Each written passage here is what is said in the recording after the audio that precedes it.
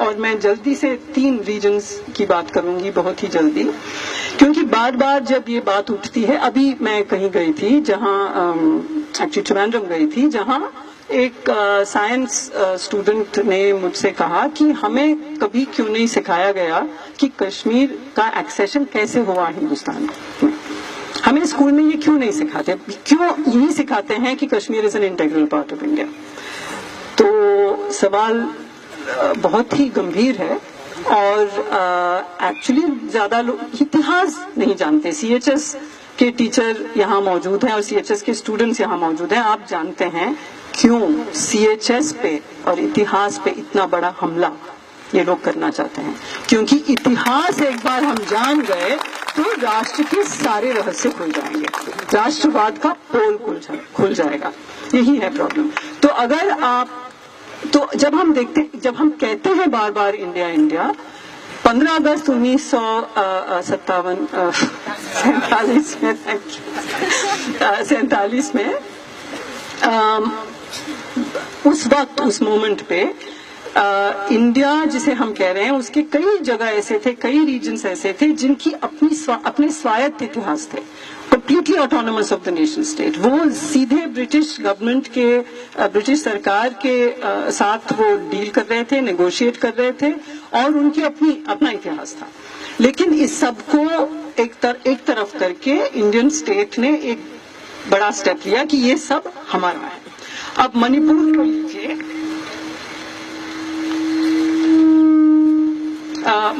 लीजिए, मणिपुर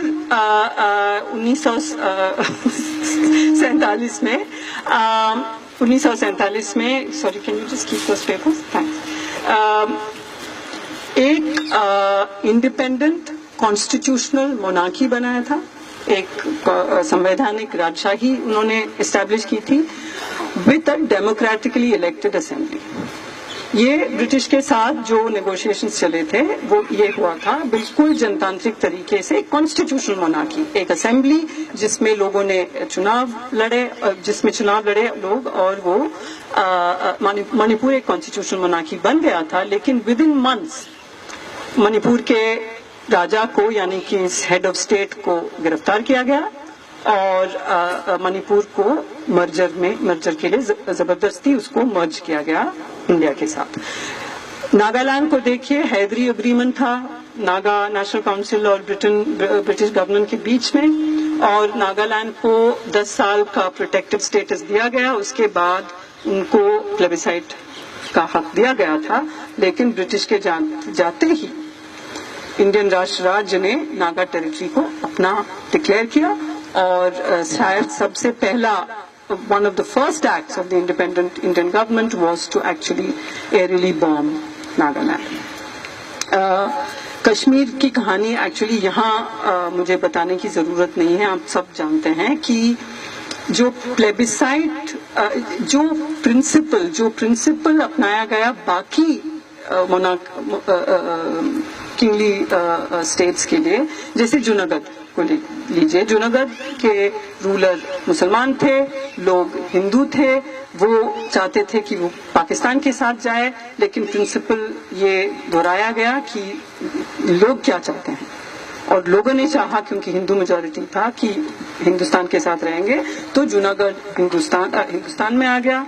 और ऐसे कई और स्टेट्स भी थे, लेकिन कश्मीर में ये हुआ कि जो एक्सेशन हुआ पाकिस्तानी वो ट्राइबल इन्वेजन के बाद, वो एक्सेशन एक शर्त पे हुआ था कि, और कश्मीर आप जानते ही हैं मुस्लिम मेजॉरिटी और हिंदू रूलर, तो वही प्रिंसिपल अपनाया जाना चाहिए था जो जूनागढ़ के साथ हुआ था, नहीं हुआ।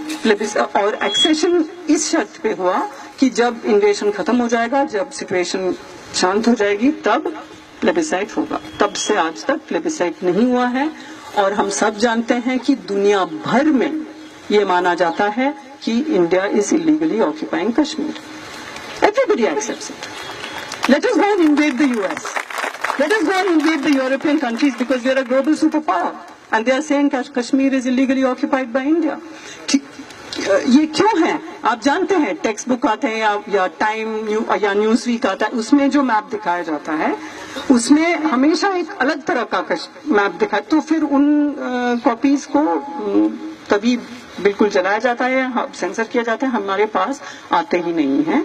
तो जब दुनिया भर में लीगल ऑक्यूपेशन की बात हो रही है कश्मीर की, तो हमें सोचना चाहिए कि आजादी एक नारा उस तरह का नहीं है, और मतलब बिल्कुल जायज नारा है। और अगर कोई आजादी का नारा उठाता है कश्मीर से, तो हम कम से कम ये समझे कि दुनिया में इंडिया को किस तरह समझा जाता है। इट्स एन इंपीरियलिस्ट, इट्स बिल्कुल एक साम्राज्यवादी देश की तरह माना जाता है। तो क्या हमें इस पे गर्व नहीं चाहिए? गर्व होना चाहिए।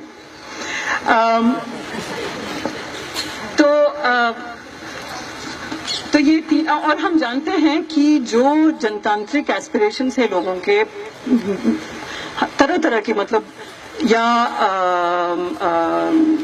नॉर्थ ईस्ट में या कश्मीर में हो या छत्तीसगढ़ में हो, एक आफ्सपा जो है वो एक बहुत ही महत्वपूर्ण वो एक ब्रह्मास्त्र है, जिससे कि इंडियन नेशन स्टेट किसी न किसी तरह ऑर्डर को कायम रखता है, सोशल ऑर्डर को कायम रखता है। It is a daily emergency, वो एक निरंतर रोजाना इमरजेंसी है इन जगहों में जहां आफ्सपा है।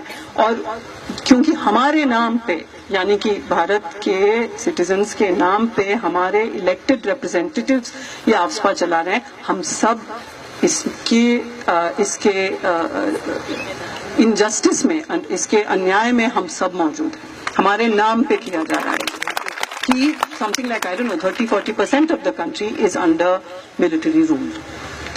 तो भारत का चेहरा, इंडिया या हिंदुस्तान का चेहरा जो कश्मीर देखता है और नॉर्थ ईस्ट देखता है और छत्तीसगढ़ के आदिवासी देखते हैं, वो है इंडियन आर्मी। ये हम याद रखें।